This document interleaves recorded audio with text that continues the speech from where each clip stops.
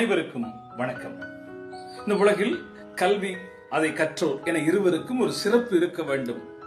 ஏன் அந்த கல்விக்கும் கல்வியை கற்றவருக்கும் ஏன் சிறப்பு இருக்க வேண்டும் என சொல்ல வருகிறார்.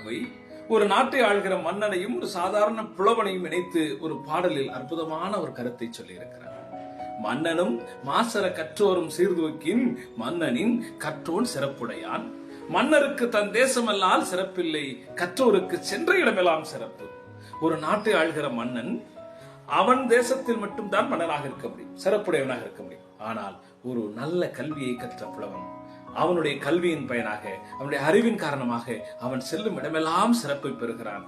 ஒரு நல்ல கல்வியை சிறப்பாக கற்றவர்கள் அந்த தேசம் தாண்டி எல்லா தேசத்திலும் சிறப்படைய முடியும் எனில், மன்னனை விட கற்றவன் சிறப்படைந்தவனில் நாம் எல்லோரும் ஒரு நல்ல கல்வியை கற்பதன் மூலம் சிறப்பு மிக்கவர்களாக மாறுவோம். அத்தகைய கல்வியை பேணுவோம். நன்றி.